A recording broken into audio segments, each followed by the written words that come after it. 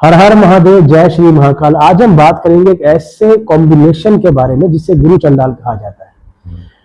बृहस्पति और राहु के मिलन से जो योग बनता है वो गुरु चंडाल का बन जाता है। अभी कैसे बनता है? या तो पत्रिका में ये दोनों साथ बैठे, मान लीजिएगा किसी भी भाव में बृहस्पति और राहु दोनों साथ बैठे हुए हैं, या फिर बृहस्पति से पंचम या नवम भाव में राहु बैठा हुआ और दोनों की डिग्री लगभग सेम है, तो ऐसी अवस्था में भी ये चंडाल योग माना जाता है।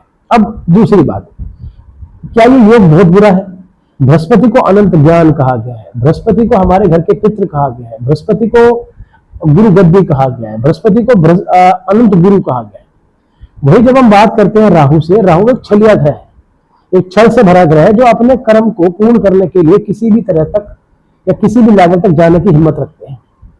एक ऐसा ग्रह जो बहुत तीव्र बुद्धि का है, एक ऐसा ग्रह जो विस्तारवादी है। बृहस्पति भी विस्तारवादी ग्रह है, लेकिन बृहस्पति के अंदर छल नहीं है।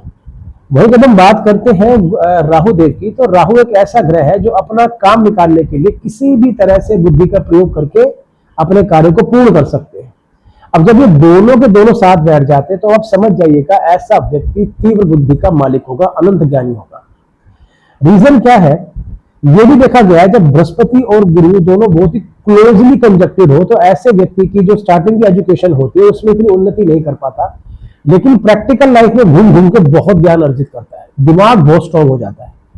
ऐसा व्यक्ति जो कम समय में बहुत बड़ा बनना चाहता है वो भी गुरु चंडाल के द्वारा या फिर गुरु राहु के द्वारा ग्रसित होता है। गुरु राहु कॉम्बिनेशन उसके चार्ट में दिखेगा, बहुत बड़ा बनने की चाह, बहुत उत्तम बनने की चाह, कम समय में बहुत कुछ अर्जित करने की चाह, बहुत बड़े लेवल पर जाने की जो चाह है वो गुरु और राहु का कॉम्बिनेशन है। नेगेटिव कहा जाए तो ये कह सकते हैं कि नो डाउट के व्यक्ति कई बार धर्म के पद से हट जाता है, लेकिन कलयुग की बात की जाए तो आज के युग में जो व्यक्ति विस्तार करना चाहता है, बहुत बड़ा बनना चाहता है, अपने जीवन में परामोक्ष को प्राप्त करना चाहता है। परामोक्ष का मतलब क्या है? एक ऐसा मोक्ष जो व्यक्ति की डिजायर कंप्लीट होने के बाद उसे प्राप्त होती है। केतु वो मोक्ष देता है कि जब वो इस मोह माया से डिटैच हो जाए, सब कुछ ईश्वर पर छोड़ दे, ईश्वर पर लीन हो जाए, वो मोक्ष केतु का है, डिटैचमेंट वाला। राहु का मोक्ष क्या है? जब वो अपनी हर डिजायर को पूरा करता है, जब उसे प्राप्त करके संतुष्ट होता है।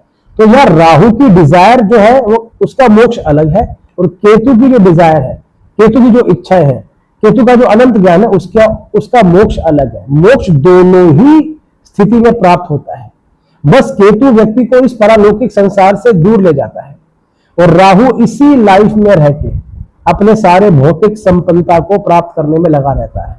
तो जो भी व्यक्ति है जिसकी पत्रिका में ये योग है, ये तो बात कंफर्म है कि वो व्यक्ति अनंत बुद्धि का धनी होगा, बहुत ज्ञानी होगा, नॉलेज बहुत होगी, ज्ञान बहुत होगा। प्रैक्टिकल लाइफ में उस व्यक्ति के जीवन में जो भी घटित होता है उसे प्रैक्टिकली वो यूज करता है। वो किसी भी काम को करने से पहले पूरी नॉलेज लेता है, पूरा दिमाग लगाता है, ध्यान लगाता है, और यदि वो काम किसी भी स्थिति में पूरा हो सकता है तो उसे करने में पीछे नहीं हटते। तो इसीलिए गुरु चंडाल कहा जाता है वैदिक शास्त्र के अनुसार। लेकिन आज की लाइफ में ये गुरु चंडाल नहीं है, बल्कि लाइफ में सक्सेस प्राप्त करने की एक सीढ़ी है। अब ये आप पे डिपेंड करता है कि आपकी चॉइस क्या है, नैतिक या अनैतिक। हर हर महादेव, जय श्री महाकाल।